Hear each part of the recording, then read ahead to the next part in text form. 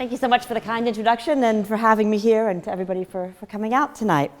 So I know this talk is part of the metaphysics series, and this talk would be in a way more of a talk on meta-metaphysics, on how we should think about the work of metaphysics, what it can do, what it has done, and what it should do. And in a way, what I'm going to do tonight is to sort of lay out something of the dominant conception of the work of metaphysics that's been around for the last 60 years or so, and also try to be upfront about some of the problems and challenges that this conception of metaphysics faces.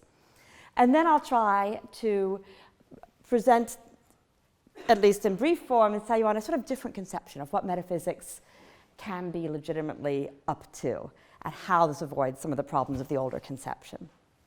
So in Ontology Made Easy, which came out in 2015, I'm really concerned mostly with existence questions, right? These aren't the only questions of metaphysics. They're often regarded as a core part of them. We all, of course, are familiar with existence questions from everyday life, right? Is there a pink planet? Right? Are there pileated woodpeckers remaining in the woods of Arkansas, or are they all extinct? Right? Did King Arthur really exist, or was he simply fictional? Are there quarks, and if so, what kind? Right? And these questions might be difficult in various ways. It might take a lot of serious empirical or historical work to try to answer these questions. But there's nothing sort of terribly deeply mysterious about how to go about addressing these questions. And in this way, they're somewhat unlike a lot of the philosophical existence questions that have been discussed so much, especially in the last 50 years. I mean, some existence questions were always part of philosophy, or a long part of philosophy, questions about the existence of universals, for example. But there's a lot that have really come into prominence in the last 50 or 60 years, many of which didn't play a role earlier. But here are some of the philosophical existence questions, right, that have filled the pages of the metaphysics journals since the 50s or so. Do numbers exist? Do properties exist? Okay, those are more classic. Do tables exist? Right? I mean, even Berkeley didn't deny the existence of tables. He just offered us a different conception of what they were. Do organisms exist? Do people exist? Right? And then also other questions have arisen using more distinctively philosophical terms of art. Do mereological sums exist? Do temporal parts exist? And so on. Some of these didn't arise before because there wasn't the philosophical terminology. Some of them, like tables, organisms, and people, I think people hadn't thought to doubt, right? So what's gone on that's raised these existence questions, that's made them seem legitimate, and has led people to take both sides, including negative sides on some of these, sort of very, what seem to be very prominent ordinary parts of our daily lives, right? Well, at least one way of tracing back this history, of course, goes back to Quine, right? So Quine, of course, famously in his paper on what there is, wrote the following. I'll just read it out and then we'll talk about it. Our acceptance of an ontology is, I think, similar in principle to our acceptance of a scientific theory, say a system of physics. We adopt, at least insofar as we are reasonable, the simplest conceptual scheme into which the disordered fragments of raw experience can be fitted and arranged. Our ontology is determined once we have fixed upon the overall conceptual scheme, which is to accommodate science in the broadest sense. So the conception here, and I think there's a lot of interesting interpretive issues about whether those who practice what I'll call mainstream metaphysics are really following Quine or not. Right? It's not clear that the historical Quine actually would have seen himself at all as making room for this kind of metaphysical work, but so he was interpreted. So the thought is, right, that ontology on this model, right, is analogous to or continuous with the natural sciences. And that this is to be done, so we get this sort of conception of mainstream metaphysics that's traced typically by its practitioners back to Quine, rightly or wrongly, right? And these people will call themselves neo-Quinians, that takes these ontological questions, philosophical existence questions, to be continuous with the questions of the natural sciences, and to be resolved in the following way, right? So Quine set up this project, of course, of determining what we should accept into our ontology, or determining our ontological commitments, right? Where the procedure is supposed to go like this. Well, you find your best total theory. You regiment it by putting it in sort of standard first-order quantified logic, right? So I say things like, there is something that's a quark, for example. And then you can read off what entities you have to be ontologically committed to from this expression of your theory now put into proper logical form, right? And say that we are ontologically committed only to those entities that we must quantify over to make our best theories true. And part of the thought here then is that the same sort of criteria that we use in evaluating a scientific theory are appropriate to evaluating these kinds of ontological theories. Prominently, simplicity, right? So to take one of Quine's examples, right, if you have a sentence as part of your theory, not a very deep theoretical sentence, but we'll go with it, that says some dogs are white, right? Then that would be quantified as saying there is some x such that x is a dog and x is white, right? Now all you're quantifying over is the dogs and saying of them that some of them are white, right? And so on Quine's view, a sentence like this commits us to there being dogs, but doesn't commit us to a property of whiteness, right? Because we don't have to quantify over whiteness in order to render this statement true, right? So this has led to a very common style of argument, right, in metaphysics. The philosopher will raise reasons for being suspicious of entities of a given kind. Oh, what could numbers possibly be, right? They're not in space and time. We couldn't know them. We couldn't causally interact with them, right? Then if they raise, or tables raise problems of vagueness and Sorites paradoxes or whatever, then show how, when you seem to be talking about these entities, you can paraphrase this talk in a way that doesn't involve quantifying over numbers or tables or whatever the suspect entities are, and say, yay, I've got now a theory that doesn't commit me to these problematic entities. I can deny their existence. Right? And so we've gotten then, of course, in the last, again, 50 years or so, a sort of increasing trade, you might say, in revisionary theories of what exists, as well as revisionary theories of those things that are accepted to exist of what they are. So on numbers, for example, right, you see Hartree-Field trying to show in great detail and using great cleverness how we can understand the language of science without having to quantify over numbers, and then we don't have to accept that numbers exist. Right. Peter van Imwagen, right, has these long arguments in Material Beings that lead to the conclusion that tables don't exist. If we don't accept that there are tables, right, first of all, he argues that we need a unified principle of composition, a principle to tell us when some simple things compose some bigger thing. And he argues that there's no good uniform principle that will tell you that tables exist. Moreover, if we deny the existence of tables, we avoid all the metaphysical problems about tables, their collocation with lumps of wood and so on, problems of vagueness and so on. So get rid of them. We don't have to quantify over them. Whenever you wanted to say there's a table here, you can say instead there are particles arranged table-wise here. Right? Trenton Merrickx does the same for organisms and other ordinary objects, right? On grounds of saying things like, here's his example. I have a cat up there. He talks about cats too, but I'll do the baseball. It's less cruel. Baseballs, if they existed, would have causal powers. They'd be the sort of thing that could break windows. Right? But all the causal work of baseballs can be accounted for just as well or better by particles arranged baseball-wise. So baseballs wouldn't have causal powers, so we better deny the existence of baseballs, and again, just speak in terms of particles arranged baseball-wise. Right? So we get a negative answer. All right, so this is just like reminders that everybody knows about some of the things that have been going on in philosophical discussions of existence questions over the last 50 years or so. And there are some not very surprising problems that arise with this kind of conception of metaphysics and this kind of practice, right? A first fairly obvious one, so I'll go through, I think I have 4 hazards of this kind of mainstream metaphysics. One is you get apparent conflicts with common sense. If you say things like tables don't exist, right, cats don't exist, and so on, this certainly seems to conflict with common sense, although obviously the eliminativist will try to show you how you can say what you wanted to by saying, oh yeah, but it's okay because particles arranged table-wise exist, right? But you get claims like, this is sort of Eli Hirsch's nice line. He says, you do get philosophers, this is Peter van Imwagen, saying things like, all things considered, well, here's what he's committed to, he doesn't say this. Apple trees exist because he accepts organisms, but not apples, right? So you definitely get some curious consequences. Another consequence of this sort of approach to metaphysics, right, is that you get this threat of a rivalry with science. Because it looks like we've got philosophers now pronouncing on issues about what really exists, right? Also in other modes on what's fundamental. And this seems to many people to be suspicious. It seems like it's the job of science to tell us what exists, right? Certainly those questions I began with about the woodpeckers and the planets and so on seem like scientific existence questions.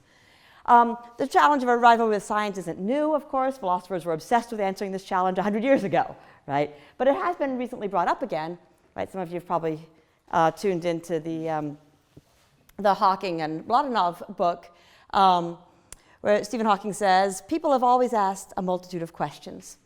How can we understand the world in which we find ourselves? How does the universe behave? What is the nature of reality? Where did all this come from? Traditionally, these are questions for philosophy, but philosophy is dead.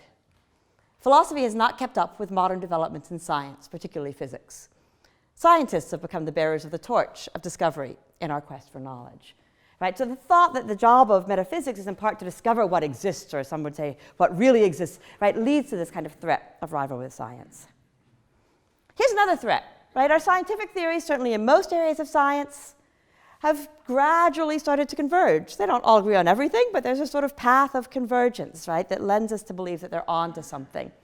Not so for metaphysics. If anything, the farther it's gone, and again, particularly over the last 50 years, we get a kind of increasing proliferation of metaphysical positions, right, metaphysical views, and no prospect of convergence, right? Here's a little just sort of data on this for fun. Some of you might remember the Phil Papers survey that was done under the Phil Papers site, where there were 3,000 philosophers, professional philosophers and grad students, asked 30 central philosophical questions to give their opinion on, right? Some of you remember this, maybe participated, right? Brian Francis did a sort of statistical analysis of the results of this survey and the diversity of answer, and said based on the statistical analysis, you can expect that the average philosopher got 47% to 67% right. Again, assuming there's like a right or wrong answer to these, right? Not a very impressive result. These are supposed to be the experts, right? We'd hope to get better out of our medical doctors, right?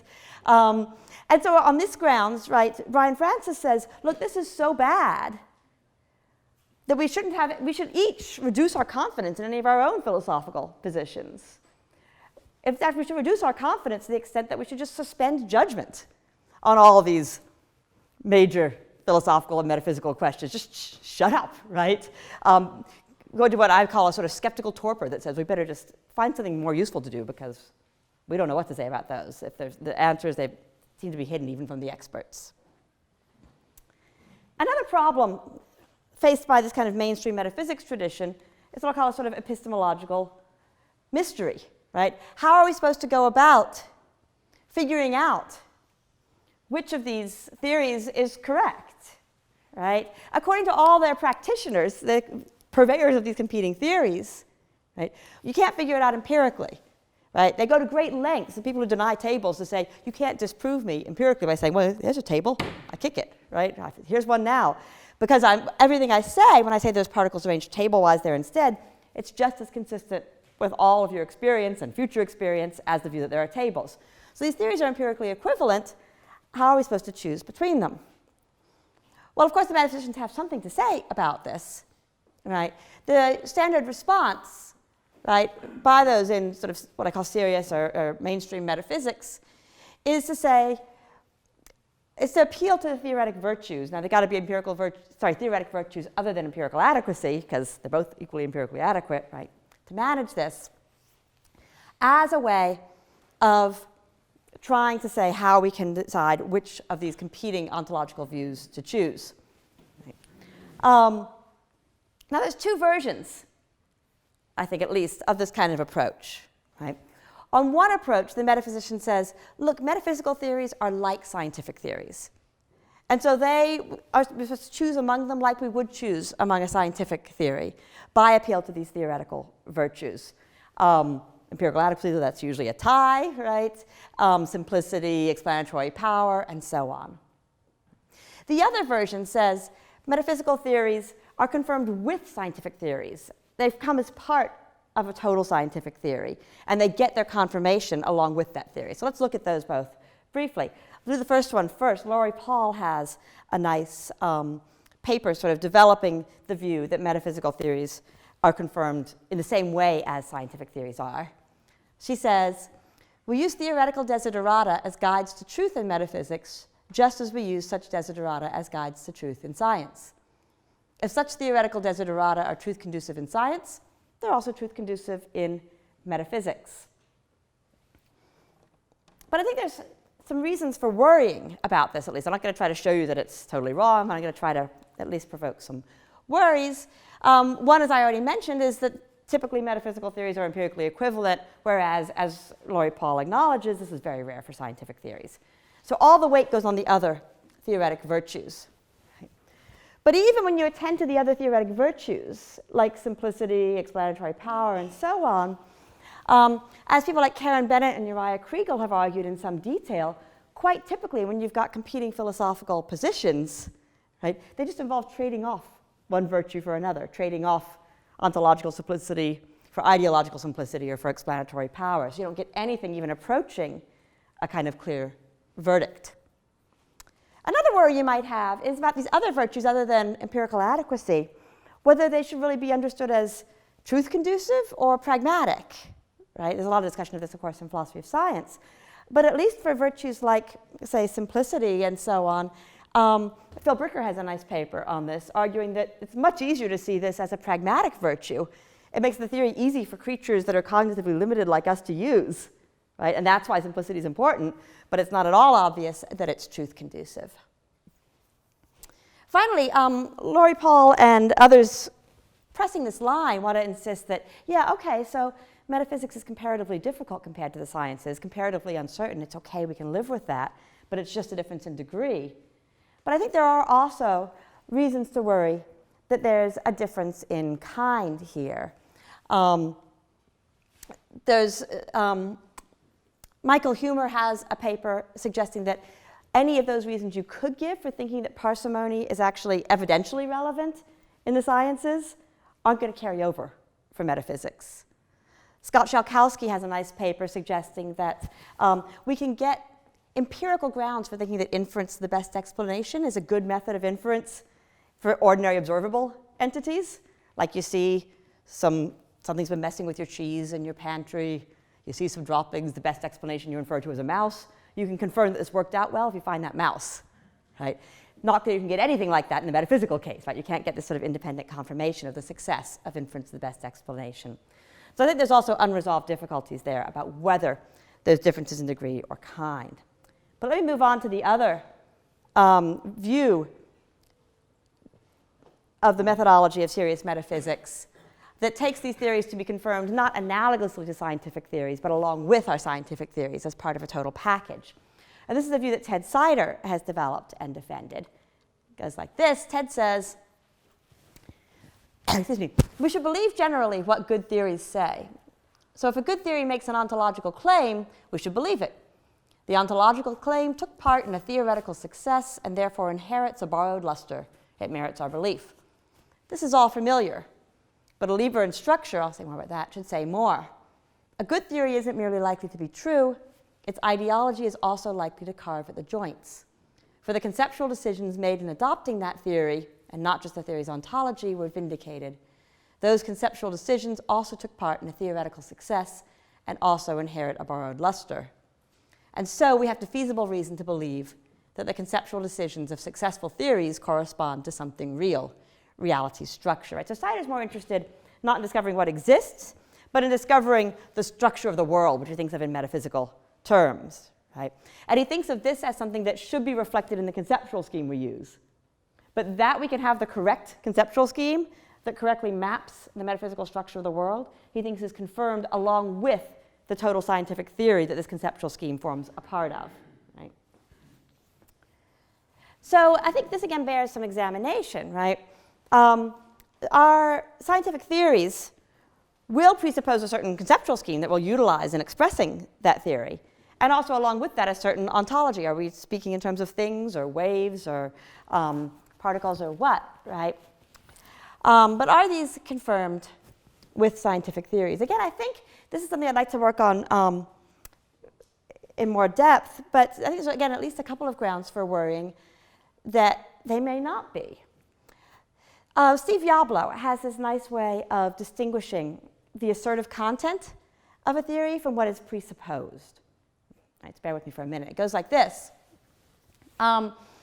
Look, if you say the number of planets is 8, this seems to presuppose that there are such things as numbers, and one of them is 8, and it's the number of planets, right? But, Steve says, look, what you're actually trying to assert with this, if you say the number of planets is 8, that assertive content can be captured by just saying there are 8 planets. And even if it, in Steve's phrase, turns out that there aren't any numbers, you could still be doing something useful, asserting something that's true when you say the number of planets is 8. Right? The assertive content remains. Contrast that with a case like this. If you say Vulcan orbits the sun 5 times in an Earth year, right, then you're presupposing the existence of planet Vulcan. Right? But in this case, if your presupposition fails, if there is no Vulcan, if there is no planet between Mercury and the sun, the whole assertive enterprise is wrecked. Right? So this kind of ontological presupposition, Yablo argues, is fail-safe. It can fail, and still the assertive content remains true. You're still doing something relevant and useful. You can get on with it. Right? This kind of presupposition is not fail-safe. Yeah? I've argued elsewhere that what Steve says here about numbers versus Vulcan should be generalized, that ontological presuppositions, in general, are fail-safe. Here we go. Right? Because they could fail without altering the truth value of the theory's assertive content. So if you have a statement that the mereological sum of the particles in solution weighs 29 grams, right, the assertive content of that can remain true even if it turns out that there aren't any mereological sums. The assertive content would be something like the particles jointly weigh 29 grams. Right? But it seems kind of reasonable to think that what's confirmed with the theory is its assertive content, not these sort of fail-safe ontological presuppositions. There's another way of getting at this, I think, a similar idea from Elliot Sober's Contrastive Empiricism. Right? Sober says, look, any theory is confirmed relative to alternative theories. Right? So if you've got 2 theories, and one has parts A and B, and the other has parts B and C, right? And the observations end up favoring the first one over the second, then that gives you reason for believing A and not C, but it doesn't tell you anything about B, because that was shared between the 2 theories. Yeah? So if you have 2 theories that share the same ontological assumptions, say both work from a sort of thing-type ontology, right, or a conceptual scheme involving a thing language, right, then they're not going to be tested by observations. And so all of our observations won't give us any reason to favor one over the other. If you wanted to get evidence for the specifically ontological or conceptual parts of our theories, what we'd have to do is test theories that differ in their ontology. We'd have to twiddle that between the 2 theories we're comparing, right? And those differences would have to lead to different probabilities for some observations that could give us reason to believe one over the other. Oh, but remember, these ontological theories are empirically equivalent. So you can swap them out all you like, swap out table talk for particles arranged table-wise talk or whatever, right? You're not going to get any different probabilities put on any observations. So you're not going to get any way of confirming one over the other, right? So it's another way of trying to put a finger on why there might be a problem with thinking that our ontological assumptions are confirmed along with the assertive content of a theory. Okay, so I've gone through some problems for the sort of mainstream metaphysics that's really been dominant over the last half century or so: conflict with common sense, worries about rival with science, lack of convergence, and epistemic mystery. And then I spent a little more time going into that one to suggest why the usual response that says, oh, that's just like science, theoretic virtues, it's fine, right, shouldn't satisfy us, at least not yet, not without a lot more being done. So what do we do, right? Well, here's what part of what my response has been. I'll talk about what my response has been, and then where I think we need to go further, and how this enables us to develop a kind of new conception of metaphysics. Fine, good.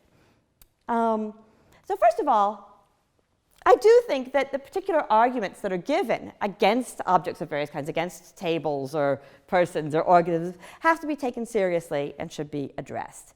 And in my second book, Ordinary Objects, I actually go through in detail and try to show where these arguments go wrong, how we can dismantle them, whether it's arguments that there's a causal rivalry between the baseball and its particles, or that we need this unified principle of composition, or whatever it may be, right? So I try to go through those. I don't mean to say I'm not just ignoring my opponents here. But part of the point I come to towards the end of ordinary objects is the idea that as a sort of diagnosis,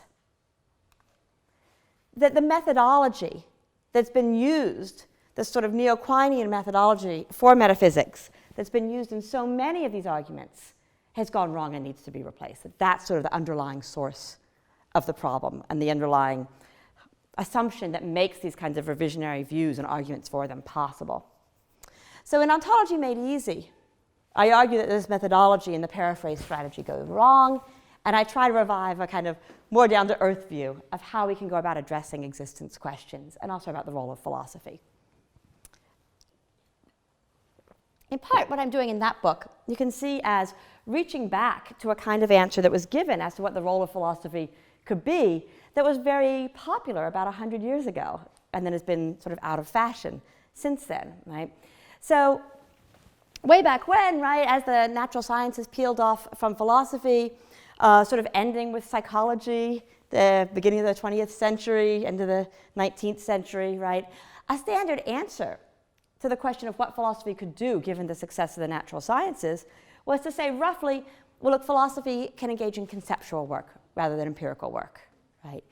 And you see versions of this answer being developed by figures as diverse as Wittgenstein, Husserl, Ryle, Ayer, Carnap we'll get to in a minute, right, and on you could go. So otherwise you don't necessarily think of these philosophers in a piece. And of course they have different ways of cashing it out. What kind of conceptual work's to be done, whether we're distinguishing sense from nonsense, or examining the sort of logical structure of our conceptual system, right, or the logical geography of our concepts, as Ryle put it.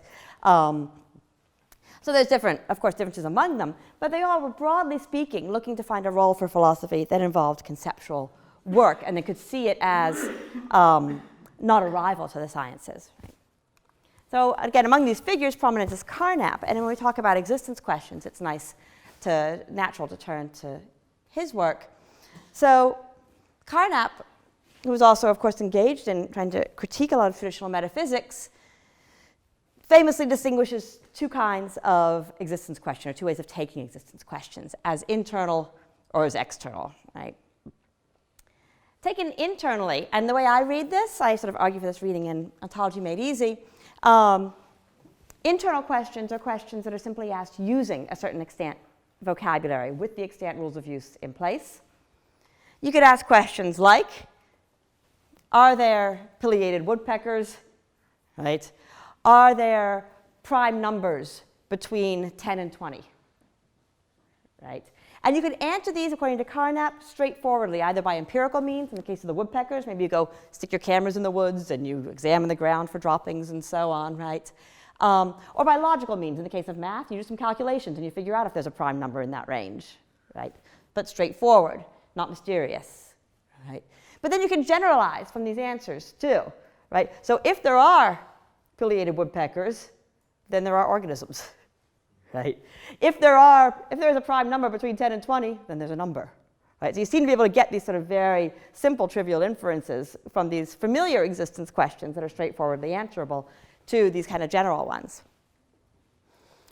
These are the internal existence questions. Carnap distinguishes these from external questions, right? And external questions that he thought, that's what the philosophers are sort of trying to answer, but what are they doing there, right? My analysis is external questions are those that don't involve using the terminology in question, but rather sort of mentioning it as we examine whether or not we should adopt this kind of terminology or conceptual scheme. Now, in Carnap's view, these external questions, which might be phrased as things like, are there really numbers? Right? Or are there really organisms? Carnap took them to be senseless if understood as factual questions, and to be better understood as pragmatic questions about whether to adopt a given conceptual or linguistic framework. Right? And it's a brief suggestion, and a lot of people, in my experience, will give this sort of brief lip service and used to say to me things like, oh, so you're just saying that, we're asking whether to adopt this conceptual scheme? No, I'm not. We're done. But I think there's a sort of better way to develop that idea, as I'll come back to in a little bit. Okay, so developing the sort of internal side of existence questions. In Ontology Made Easy, what I'm concerned with mostly is considering existence questions as internal. And the basic idea goes like this.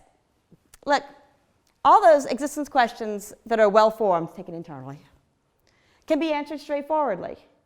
Not always easily in the sense of you can do it in an hour, right?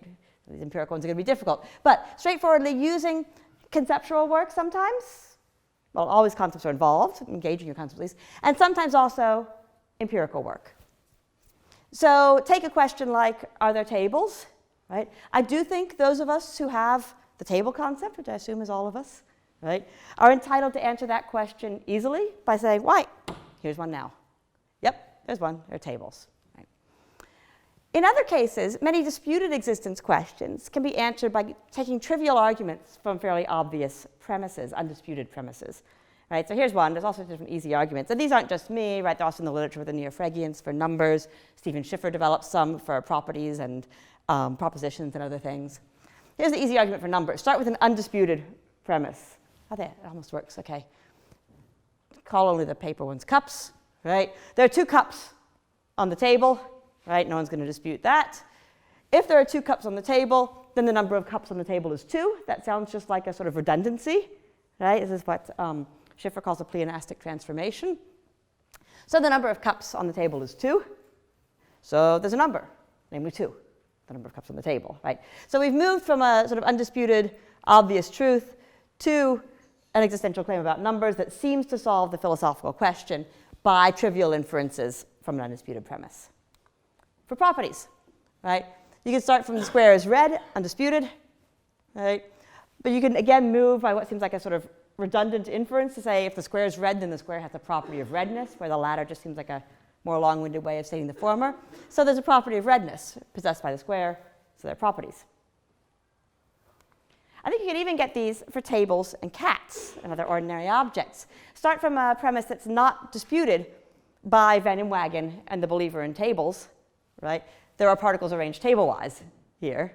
But I think, again, provided we possess the concept of table and we've been properly introduced to what it means for particles to be arranged table-wise, then we can infer that if there are particles arranged table-wise, there's a table, and come right back to what Van Imwagen was trying to avoid, the claim that there's a table.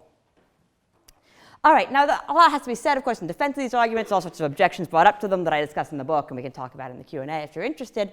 But the upshot of this is that if we can get ontological questions answered this easily by straightforward empirical and conceptual work, then something's wrong with all these deep and serious ontological debates that have been engaged in about whether there really are tables, numbers, or properties, right?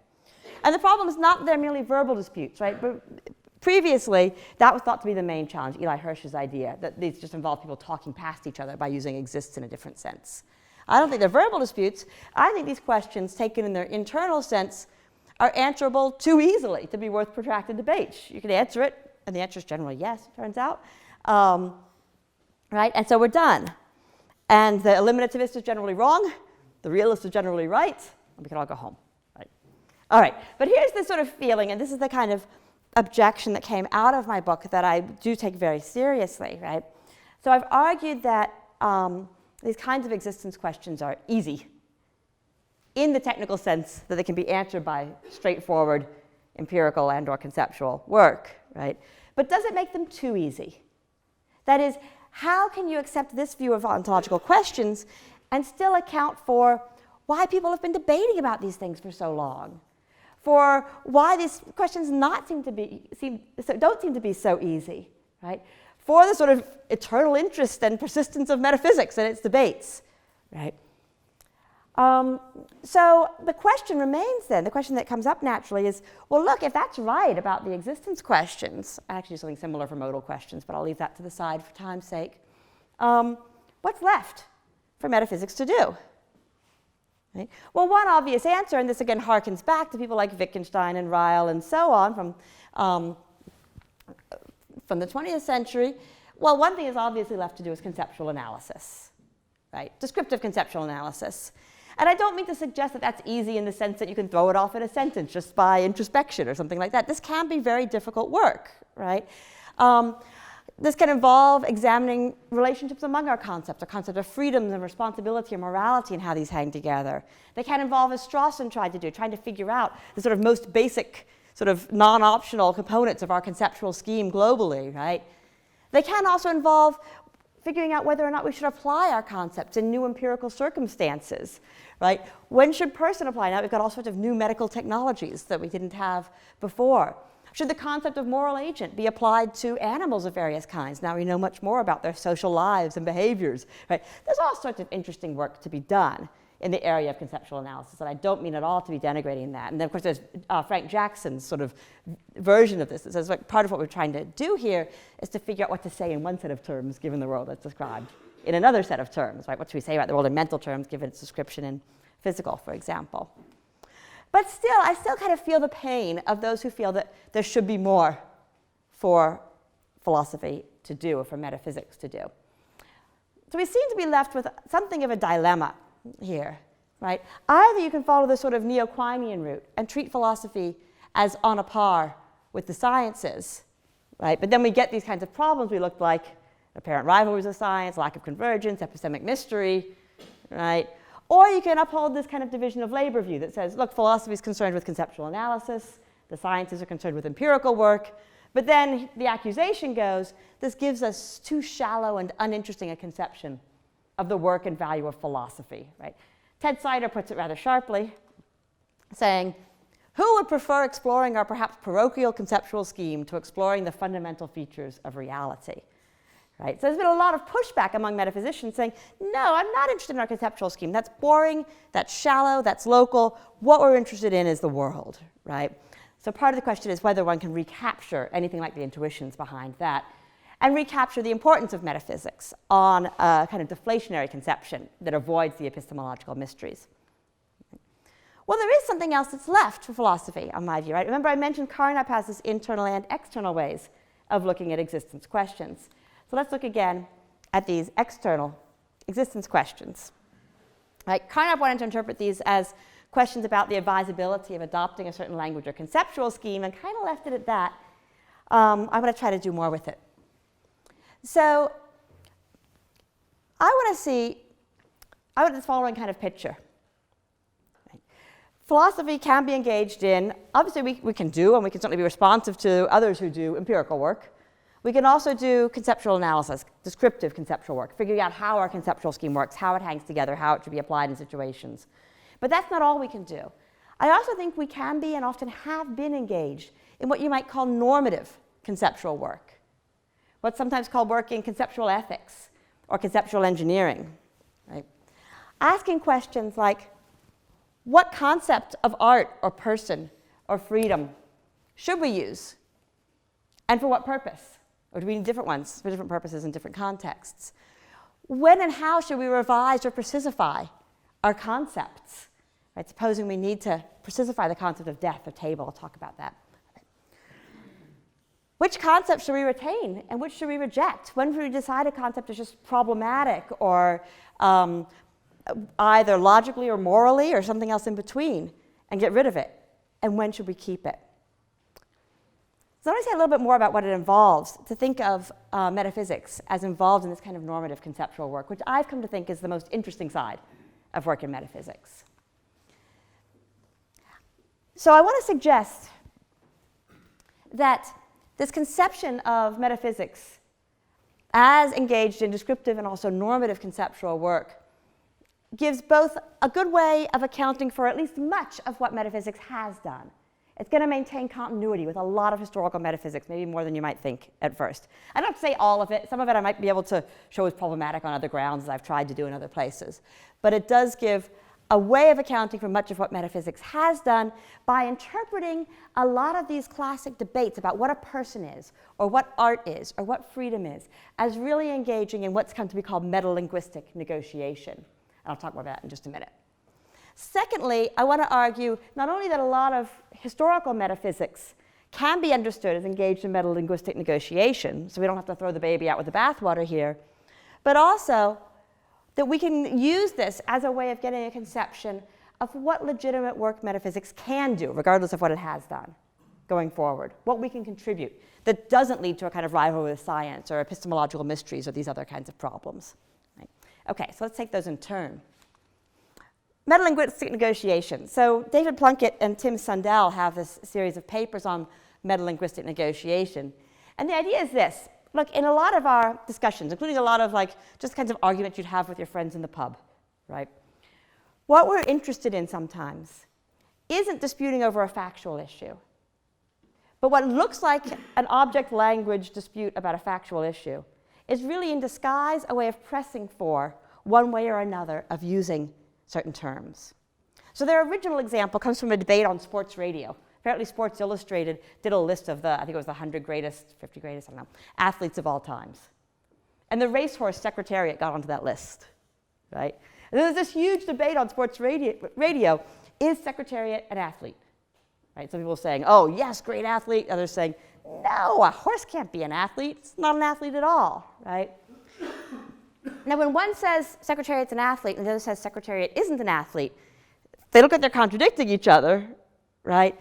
But they might actually not disagree on any of the other facts. They might know exactly the same facts about how many races Secretariat won, how much faster Secretariat was than the other horses, what kind of training Secretariat did, and so on, right? So they don't disagree on the facts, and they're not resolvable by further information. It's not like, oh, well, if he wins 10 more races, then I'll count him, or something like that, or if I find out more about his physical state, that will tell me. It's also not resolved by determining how the word is used. Even if you did a sort of survey and said that 82% of English speakers won't apply athlete to an animal, right? They're not going to just say, oh, okay, I see. Let's go home and forget about it. We'll say the defender of Secretariat is an athlete. And they're not resolved by revealing that they use the terms differently. If you say to them, oh, look, you're just using athlete in a way that won't apply it to animals and you're using it in a way that will, right? Again, they're not going to go home happy, right? Because what they're doing is pressing for how we ought to use the term, conflicting pragmatic views about how this term ought to be employed. And it's important because worldly matters are at stake here, right? Who gets counted as an athlete or not is very important in our cultures, right? To all kinds of rewards, honors, and so on. Now, once you start to see metalinguistic negotiation, you can see it everywhere in debates about whether waterboarding is torture, right? In debates about whether Orlan's works, plastic surgeries, are art, right? Or choose your favorite example of debates about whether something is art, something that's just been put in the Tate Modern, right, or whatever. There's always these debates. In debates about, that we had certainly not that many years ago, right, about whether or not two people of the same sex can be married, right? There's, again and again, there's these cases in which we have people engaged in these serious disputes where the real crux of the dispute is, although it looks like a worldly dispute, the real crux is how we ought to use these terms. And it's in ways that matter, right? Whether alcoholism is a disease, whether autism is a disability, right? All these things. And they have very real impact on our lives. It would be wrong to say these are just about words. They're about people's lives. Who gets to get all the legal benefits of marriage? Who gets, in my country, insurance to pay for their medical conditions, whether they're conditions, whether or not they're medical, about what gets hung up and honored as art and bought and sold as art, and so on, right? So there's real worldly matters at stake in these cases of metalinguistic negotiation. So the thought is that at least many of our classic metaphysical debates can be seen as really tacitly engaged in metalinguistic negotiation, right? And you can sometimes see this worn on its sleeve, even Locke. Right? So John Locke, when he starts in his famous discussion of personal identity, starts by saying, person is a forensic term. Right? It's a term we use for assigning praise and blame, for assigning actions their merit, I think is his phrase. Right? And he uses that to press for an understanding of person that he knows isn't the common one in the culture. Right? So because of that, we have to go to a continuity of consciousness view of personal identity. Right? In order for it to serve its function, this is how we ought to use the concept. Never mind how it is used. It's not going to be resolved by experimental philosophy surveys or whatever, right? You can see debates about art, right? When Clive Bell, back in, 1917, something like that, argued that art is significant form for this sort of new definition of art, that it's not mimesis, it's significant form. He explicitly pulls this out as a way of saying, look, this is a conception of art we ought to adopt, never mind if most of the public thinks that art's got to be mimetic, right? We ought to adopt it because then we can include works of Cézanne and Gauguin and so on in our canon, just as much as works of Da Vinci and Tintoretto, right? And And again, in each of these cases, what we count as a person, what we count as art and so on, is a very worldly matter. Although you can see them as pressing for how to use these concepts, we care about how we use these concepts because this has fallout for how we live our lives, right? And also whether you count someone as the same person after they've gone through a coma and lost their memory, this has huge consequences for who gets their debt, for example, who owns their stuff, who they're married to or not, right?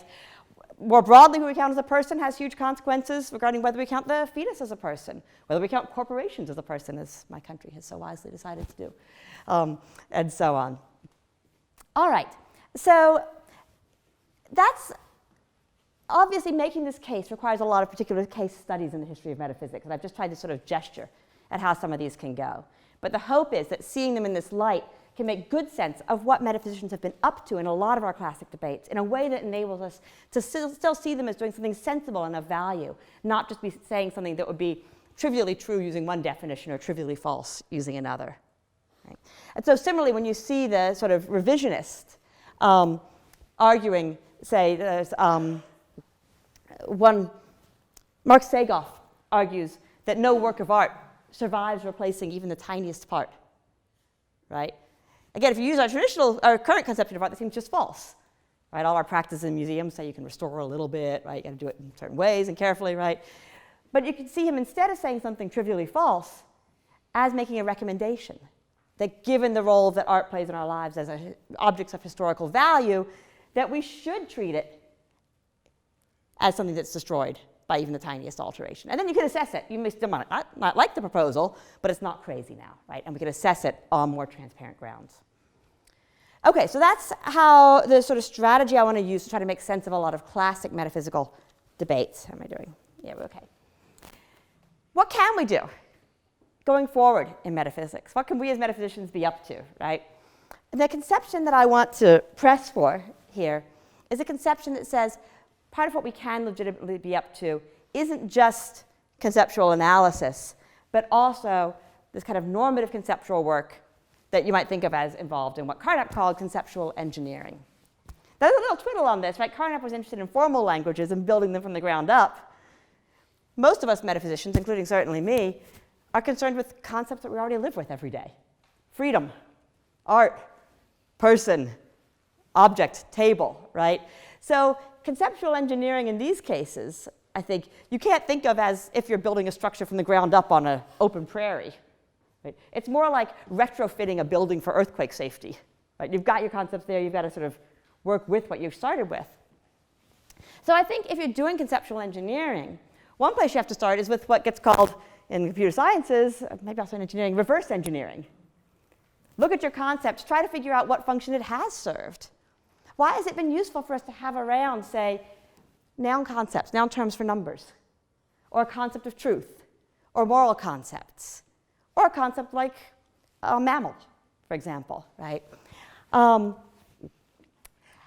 I think that you'll find, as you look at these, certainly there have been a lot of different proposals for the functions of different concepts. Right? Some of them seem to be world tracking in certain ways. Our chemical concepts, our biological kind concepts seem to serve the function of enabling us to predict and explain in our chemical and biological theories. Right? And that's why the concept of mammal is better than the concept of land animal, for example. It's better for this kind of prediction and explanation. But not all do.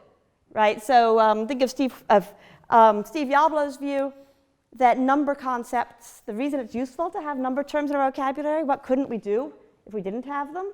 Noun terms for numbers? Well, then scientific laws that we can now state briefly could only be stated using an infinite conjunction of infinitely long sentences. Not so handy. Yeah. Think of Horwich's views that truth, the concept of truth serves as a device of generalization. It enables us to generalize and say everything Sally said was true without having to remember or repeat everything she said and endorse that. Right? So you get all sorts of different functional views here. Once you've figured out what range of functions the concept has served, then you can move on to the engineering stage. Figure out, should we still keep serving that function? Right? Should we ditch it? Maybe if it's got an insidious function, maybe we find out that the function of racial concepts was to provide a sort of pseudo-scientific legitimacy to discriminatory practices. And once we discover that function, we say, ooh, we should either get rid of or really revise these concepts, right? But if you have a mathematical concept, it looks pretty harmless, right? Assess the function it's to serve, and then given worldly factors, assess what will enable it to serve that function, right? And this will then sometimes tell us to make revisions, like to revise from a land animal, sea animal conceptual scheme to a mammal fish sort of scheme that will serve better in our predictions. Right? But notice that you'll get some real different assessments if you take things in this way. Right? If you start from this root, and when you're asking, say, should we keep our number concepts?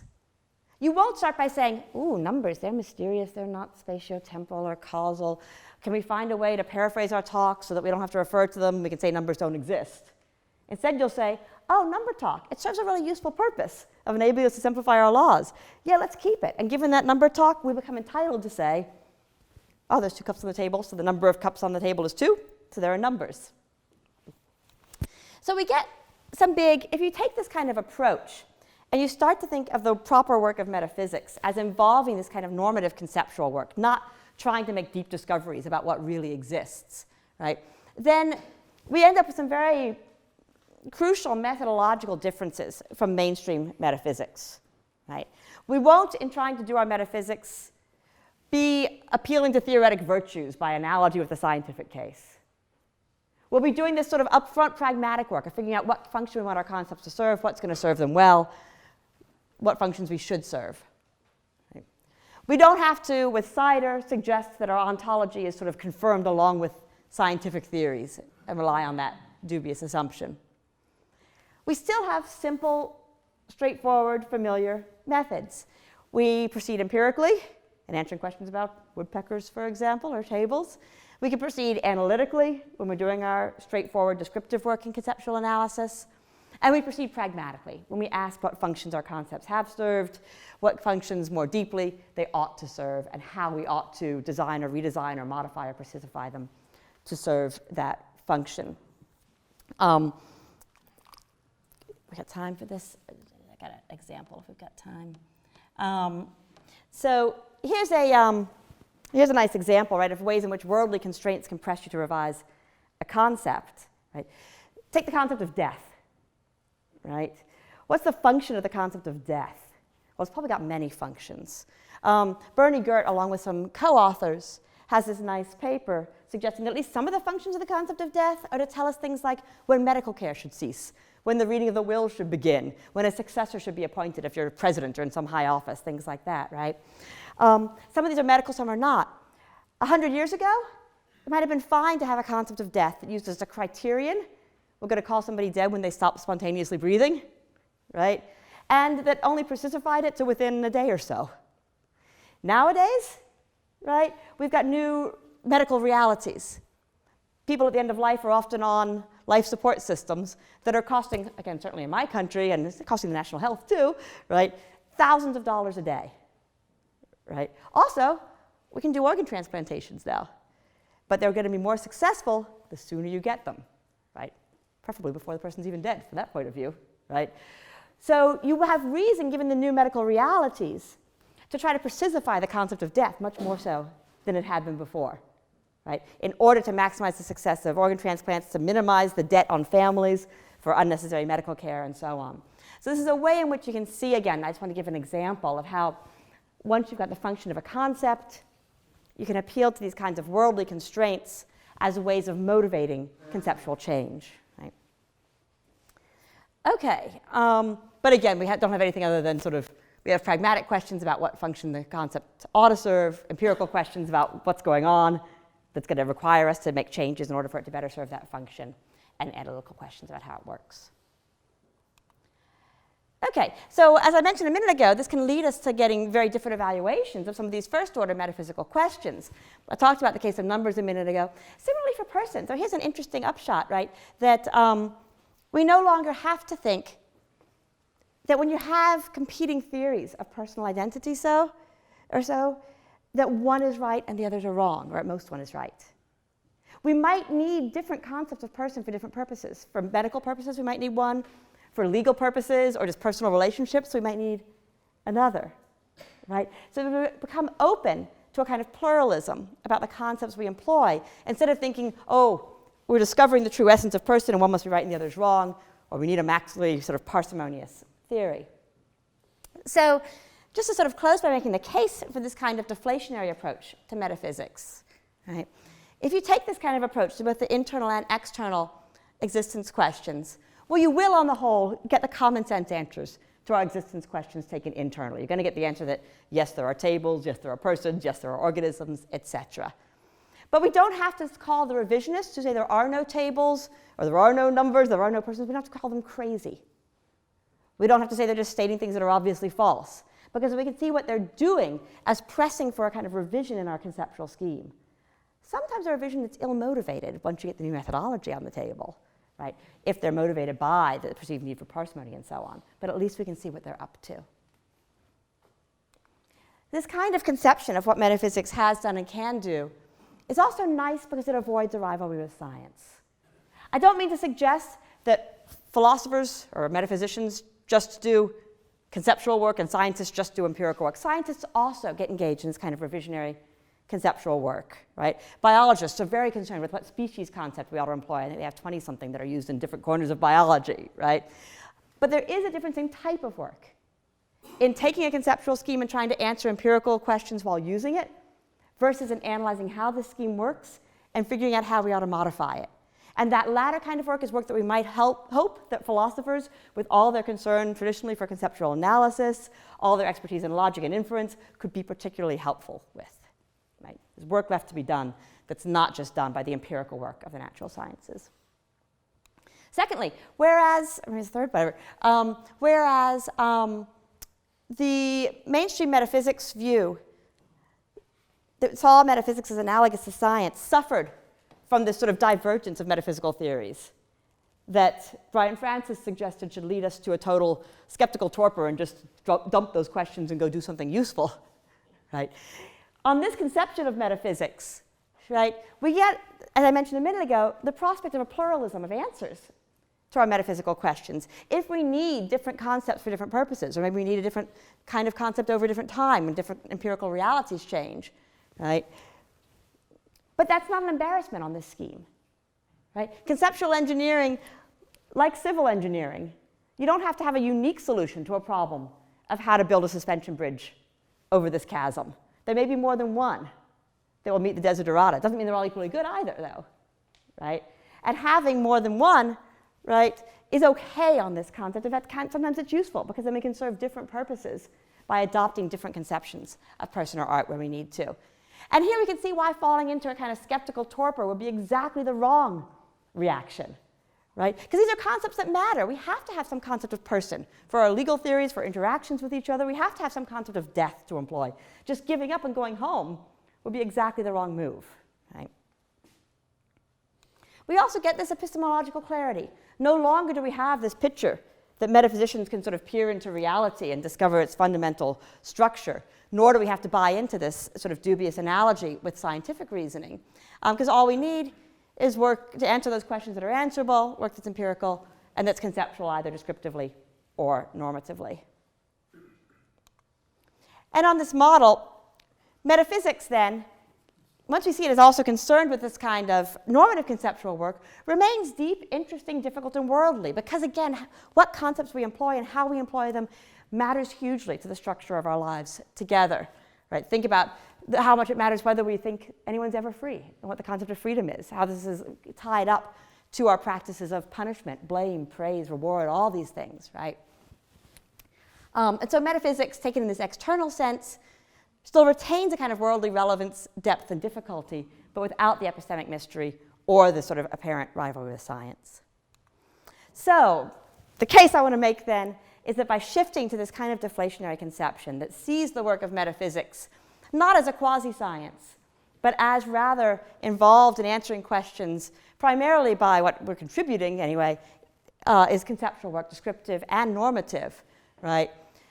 By bringing up front its role in clarifying and choosing our concepts, right, we can make clear why it's still got a role to play and make clear its importance in how we express our theories, how we live, and what we value. And that's the end.